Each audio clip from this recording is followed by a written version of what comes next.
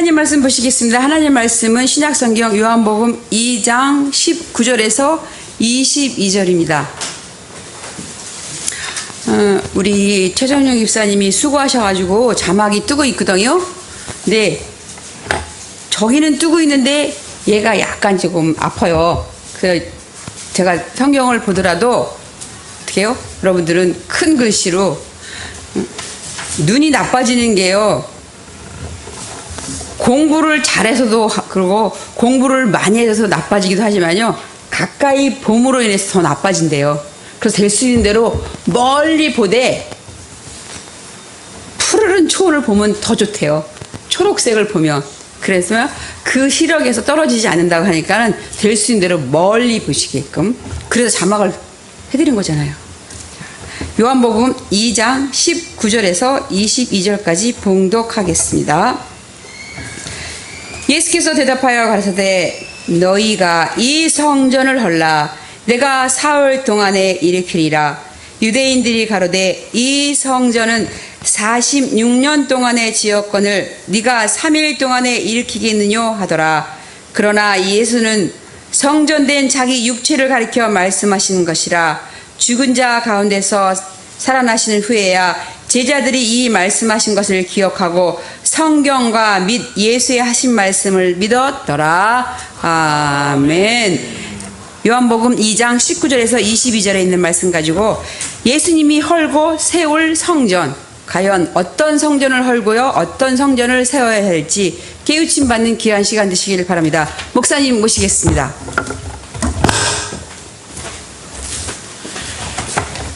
네, 할렐루야. 네, 오늘도 증거되는 말씀을 통해서 참 예수님을 마음에 모시고 삶 속에 승리하시길 간절히 원합니다.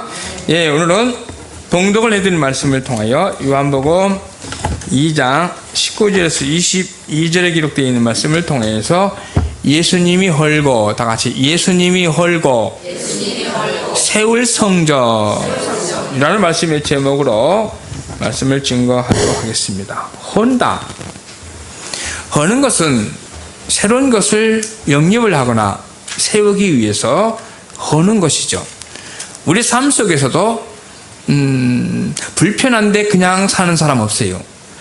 불편하면 그것을 불편한 것을 버리고 새로운 것을 편한 것을 내가 이 땅에 사는 데 있어서 편리한 것을 내 삶 속에 만들어서 그것으로 인하여 누리며 사는 것이 우리 인생이라고 볼 수 있어요. 하나님은 사람을 창조를 하시고 그 사람을 하나님의 사람으로 만드는 역사가 창조의 원리였어요. 처음에는 흙으로 사람을 지으셨습니다.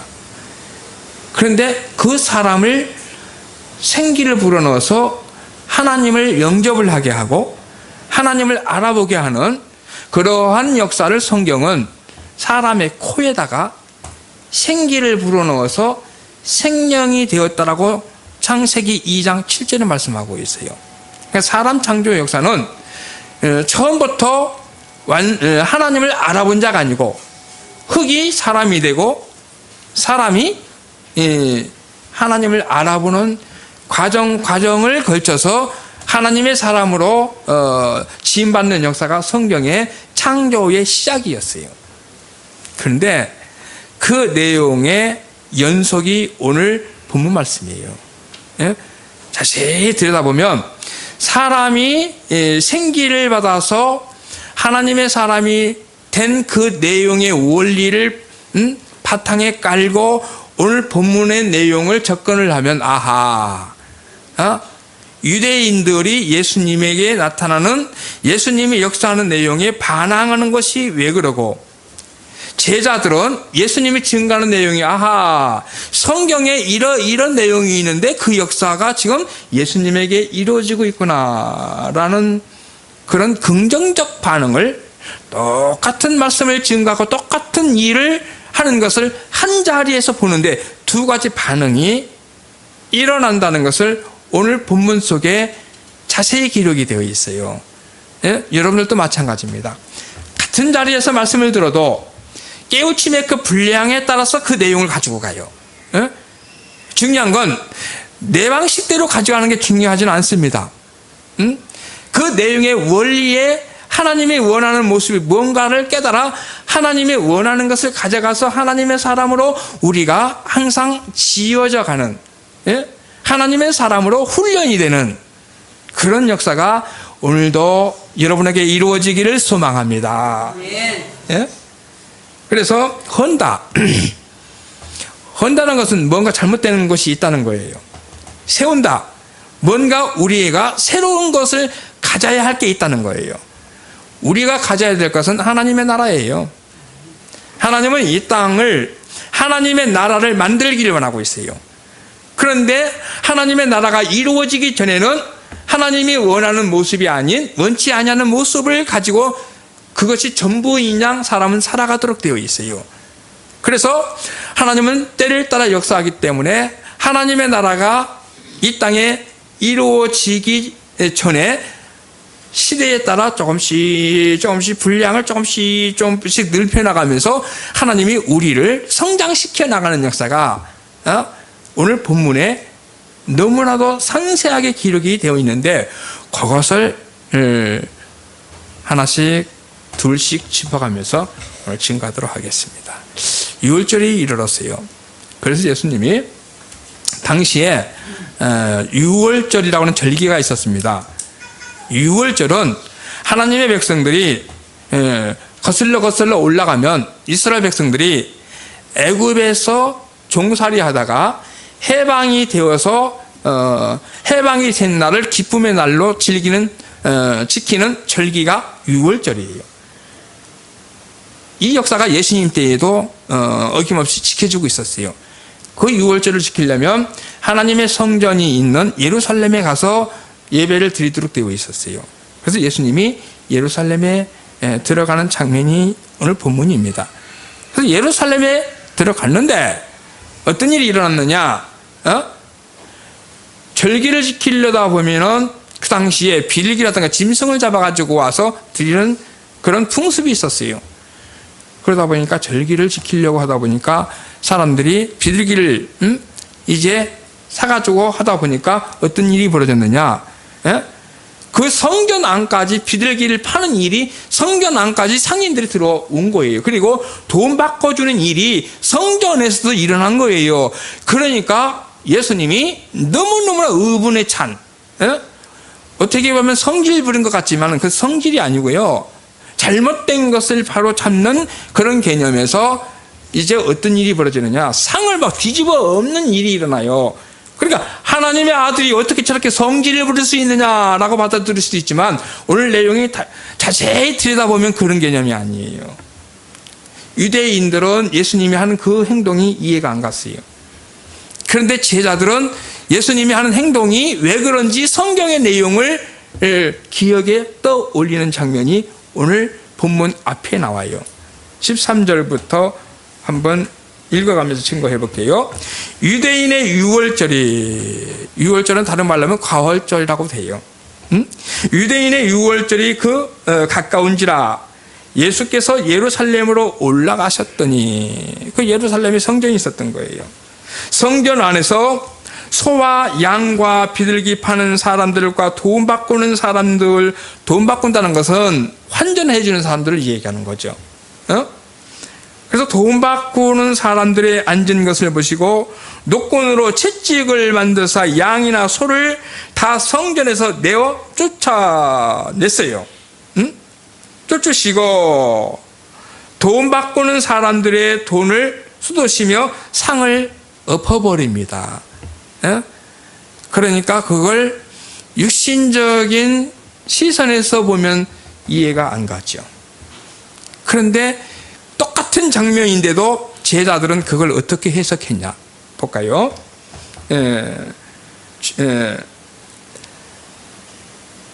거기 보면 비둘기 파는 사람들에게 이르시되 이것을 여기서 가져가라. 내 아버지 집으로 장사하는 집을 만들지 말라 하시니 제자들이 성경 말씀에 아멘. 그러니까 똑같은 장면도요. 믿음으로 받아들이면 이해가 가는 거예요.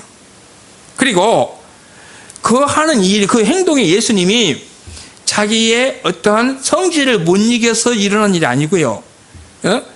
하나님의 역사를 이루기 위해서 일어난 일이라는 것을 제자들은 성경의 시편 60장 9절에 있는 내용으로 해석을 했어요. 보겠습니다. 우리 시편 69장 9절에 보면 이런 말씀이 있어요. 시편 69장 9절에 보면 주의 집을 위하는 열성이 나를 삼키고 나를 불태우고 내 안에서 불이 타오르고 이런 뜻이에요.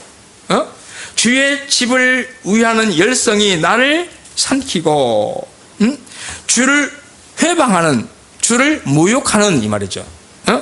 주를 회방하는 회방이 내게 미쳤나이다. 나를 그 열성으로 한 건데 사람들이 볼 때에는 사람들은 그 반응을 뭘로 보느냐? 모욕으로 갚아준다 이 말이에요.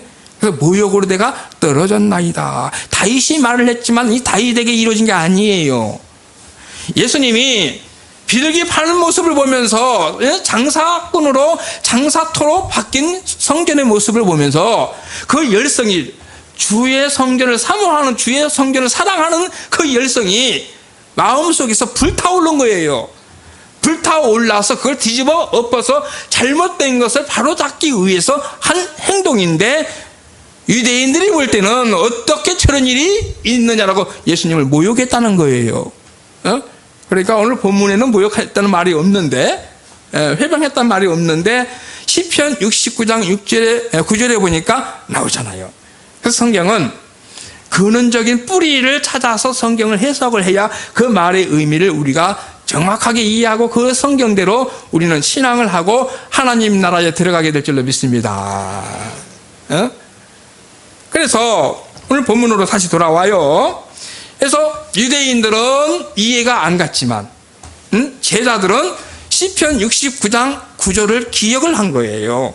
그러니까 제자들은 그만큼 이런 내용을 보면 그 당시에 나름대로 성경 공부를 했다는 거죠. 그죠? 성경의 내용을 예수님을 따라다니면서 예수님과 함께 하면서 그런 내용들을 조금씩 들으면서 마음속에 새겨쳤다는 거예요. 여러분도 마찬가지예요. 이 세상을 살아가는 데 있어서 얼마나 가면 갈수록 세상은 각박해집니까? 각박해져가는 세상 속에서도 성경 구절이 마음속에 떠오르면 세상 앞에는 있을 수 없는 일이, 또 이해가 안 가는 일이, 고통스러운 일이 일어나지만 성경에는 이런 내용을 이렇게 기록이 되어 있어. 그래서 이런 내용을 내가 이렇게 소화를 해야 하지라는 그러한 삶을 살려면 성경이 마음속에 새겨져야 되는 거예요. 네. 할렐루야. 네? 그래서 붙이도록 하겠습니다. 우리 시편 69장 그 9절에 있는 내용을 조금 더 자세히 한번 볼까요? 거기에 뭐라고 나와 있냐면 내가 곡하고 금식함으로, 다윗이 한 말이지만 내가 곡하고 금식한다는 하나님을 위해서 금식을 하는 거예요. 금식함으로 내 영혼을 경계하였더니, 내 영혼을 다스리려고 했더니 그것이 도리어 나의 욕이 되었으니 사람들한테 비방거리가 됐다 이 말이에요. 내가 굵은 배로 내 옷을 삼았더니 내가 저희의 말거리가 되었나이다. 그러니까 하나님의 법을 따라 하나님이 요구하는 것을 실행하기 위해서 하지만 사람들은 그걸 뒤에서 이해가 안 가니까 욕하고 비방하고 그랬다 이 말이에요.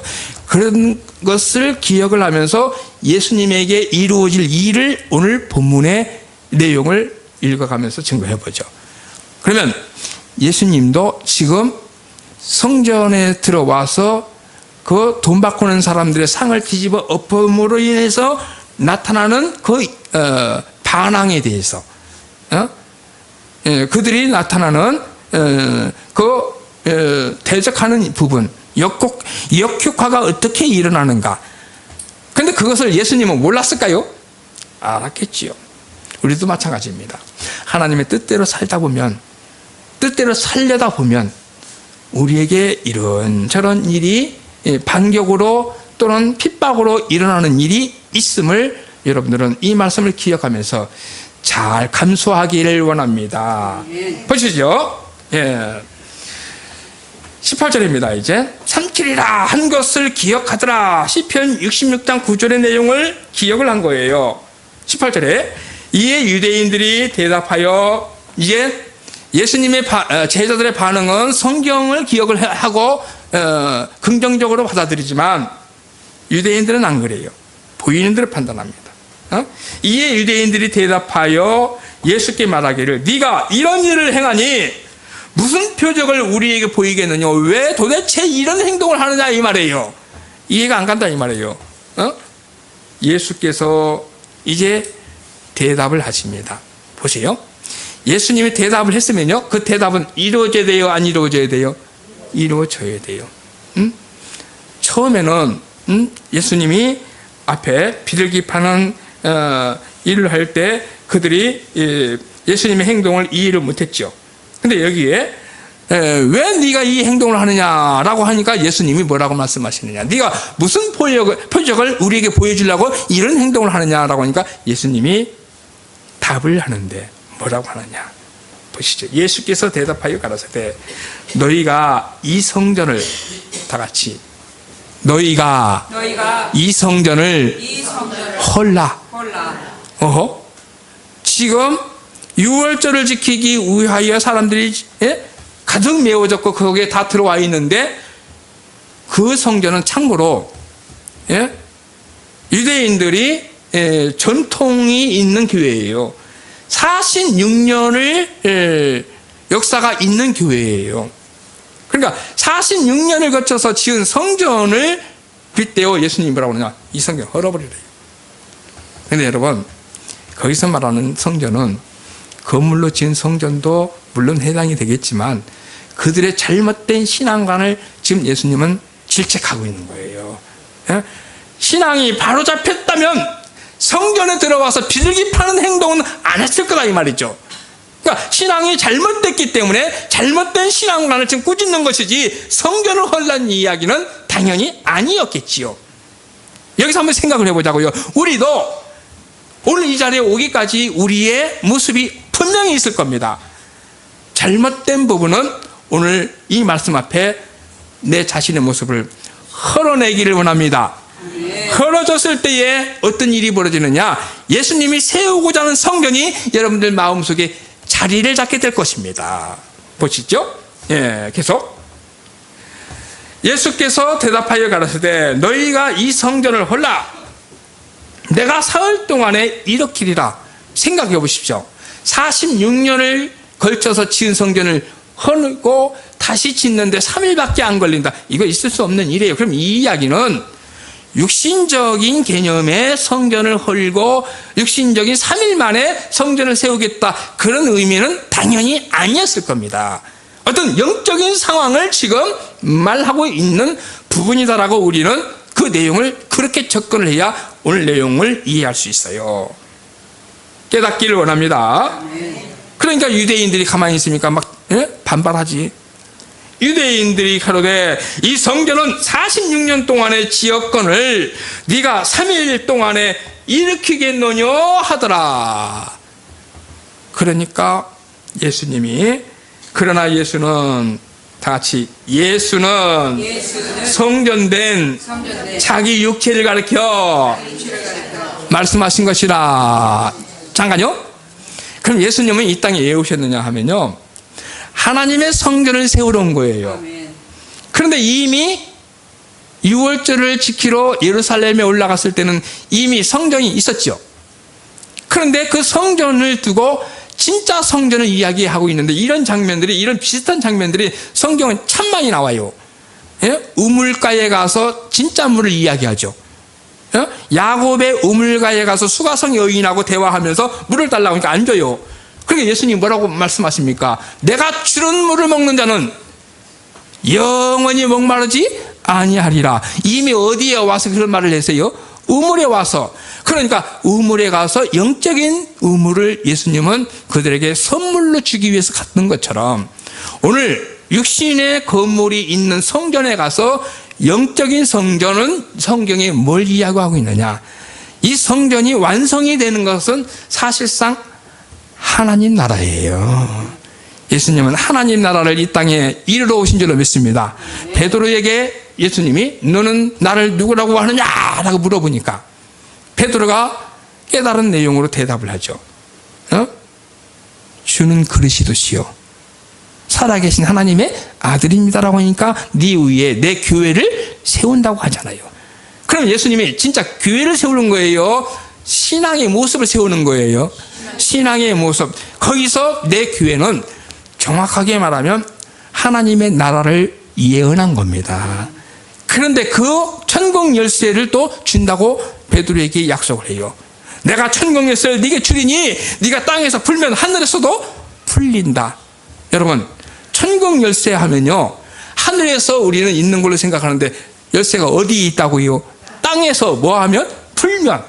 하늘에서도 뭐 하고? 풀리고. 그러니까 하나님의 나라를 이루는 권한을 주는 그리스도시요 살아계신 하나님의 아들입니다라고 알아본 베드로의 신앙 고백을 한 그 사람에게 준다는 것은 당시 베드로에게 줄 걸 약속했지만 후일에 예수 믿는 사람들에게 줄 걸 약속한 것인 줄로 믿습니다. 마찬가지입니다.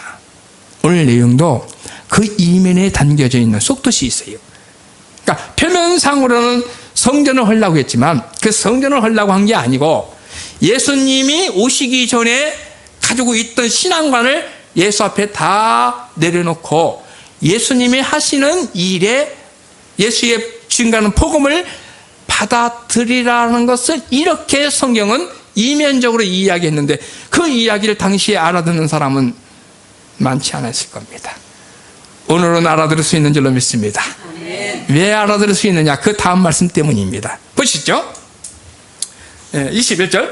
그러나 예수는 성전된 자기 육체를 가리켜 말씀하신 것이라. 그래서 여기서 19절에 너희가 성전을 헐라. 내가 사흘 동안에 뭐 하리라? 일으키리라.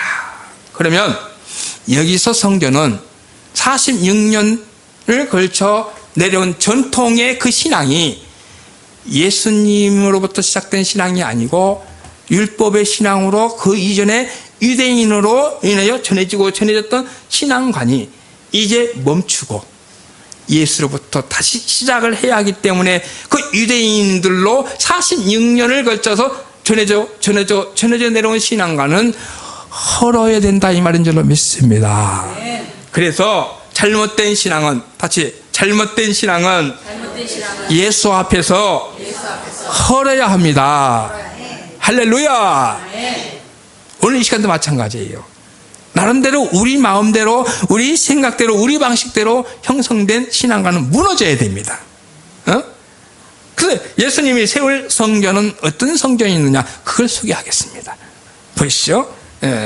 거기 보면 이제 21절에 그러나 예수는 성전된 자기 육체를 가리켜 말씀하신 것이라 죽은 자 가운데서 살아나신 후에야 다 같이 죽은 자 가운데서 살아나신 후에야 제자들이 이 말씀하신 것을 기억하고 성경과 및 예수의 하신 말씀을 뭐 했더라? 믿었더라. 할렐루야.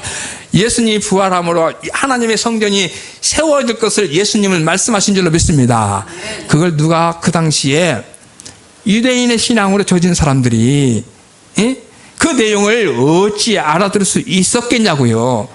지금은 그래도 우리가 세월이 많이 지나서 성경에 66권의 내용을 전체적인 내용을 들여다보는 입장이 되다 보니까 진리 성령이 오시면 진리 가운데로 인도한다고 했잖아요. 장래일 알린다고 했잖아요. 그래서 진리 성령의 가르침을 받으면서 여러분들 영안이 열린 측면에서 이 내용을 보니까 아하 이게 이런 내용이구나 라는 것을 우리가 지금 이해를 하지 그 당시는 이해할 수가 없었지요. 그래서 그런데 이 내용은 육신에 젖어 있으면 예수님 하는 말을 못 알아들어요. 그러면요 오늘 이 시대는 우리도 지금 성전을 지어야 되는데 우리가 어떤 성전을 지어야 되느냐 하나님의 나라에 대해서 성경은 바울은 또 뭐라고 설명했는가 우리 고린도전서 3장 10절을 보기 전에 3장 3절을 보고 10절로 가겠습니다. 고린도전서 3장 3절을 봅니다. 너희가 아직도 육신에 속한 자로다. 뭔가 앞에 무슨 내용인가 했어요. 예수님은 육신에 속한 자에게 말을 하기를 원하지 않았어요. 단단한 밥을 먹고 신앙이 장성한 자에게 뭔가 말을 하기를 원했는데 당시의 사람들은 육신에 속한 자라고 지적을 해요. 그러면서 아직도 너희는 육신에 속한 자로다라고 지적을 합니다. 그러면서 그 당시에 육신에 속해 있다 보니까 나는 바울파다, 나는 아볼로파다, 지금으로 말하면 교파를 가지고 네 교파가 옳으니 내 교파가 옳으니라고 말하는 형법과 같은 거예요. 우리는 지금 교파 가지고 이야기할 필요는 없는 겁니다. 그리스도를 믿는 것이 목적이 되어야 될 줄로 믿습니다. 그러면서 이제 10절 이야기가 나오는 거예요. 우리 10절을 보도록 하겠습니다. 고린도전서 3장 10절을 봅니다. 내게 주신 하나님의 은혜를 따라, 아멘. 성경 깨닫는 것은 은혜를 따라 되는 줄로 믿습니다. 내게 주신 은혜를 따라 내가 지혜로운 건축자와 같이 터를 닦아둠에, 터는 여기서 집을 짓는 거죠. 오늘 본문의 집은 성전인 줄로 믿습니다. 이 성전은 46년을 걸쳐서 지었지만 예수 앞에 바르지 아니한 성전은 헐어야 합니다. 오늘 이 시대도 예외는 아닙니다. 오늘 이 시대도 하나님이 원하는 대로 신앙의 터가, 신앙의 관이 형성되어 있지 않냐면 무너져야 돼요. 헐어야 돼요. 다시 세워야 되는 거예요. 그래서 여기 보면 10절에 내게 주신 하나님의 은혜를 따라 내게 주신 건축자와 같이 터를 닦아둠에 다른 이가 그 위에 세우나 그러나 각각 어떻게 그 위에 세우기를 조심할지니, 자기 맘대로 세워서는 안 된다 이 말이에요. 조심해서 잘 세워야 된다 이 말이에요. 이 닦아둔 것 외에 능히 다른 터를 닦아둘 자가 없으니 이 터는, 다 같이 이 터는, 그게 이 터는 곧 예수 그리스도라. 아멘. 이 터는 예수님이래요. 예수의 터에다가 우리는 집을 지어야 될 줄로 믿습니다. 예수님은 누구냐? 부활하신 분인 줄로 믿습니다. 예수님은 누구냐? 유대인들의 잘못된 신앙관을 헐고 3일 만에 부활을 해서 새 성전을 그 당시 사람들에게 선물로 주신 분이 예수님인 줄로 믿습니다. 그 선물을 받을 수 있는 자들은 제자들이었죠. 마찬가지로 오늘도 예수의 터 위에다가, 이 터는 부활하신 예수의 말씀을 받아서, 부활의 영을 받아서 우리가 신앙이 부활을 해야 예수의 성전을 세우는 일이 일어나게 될 줄로 믿습니다. 그래서 예수님이 세울 성전은, 다 같이 예수님이 세울 성전은 부활로 이룬 성전이다.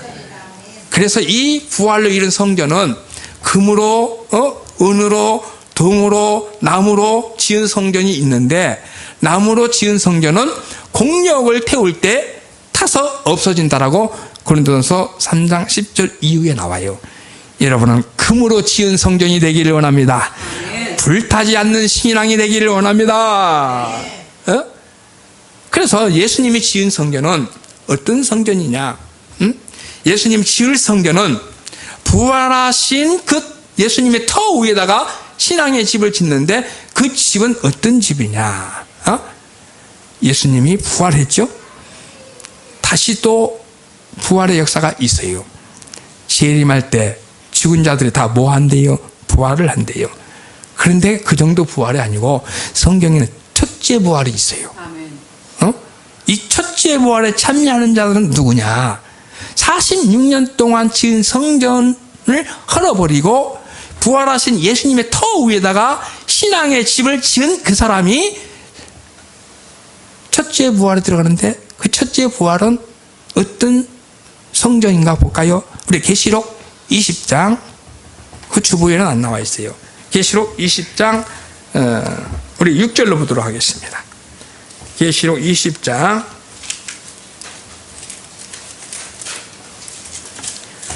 6절로 봅니다. 이 첫째 부활에 참여하는 자들은 복이 있고 거룩하도다.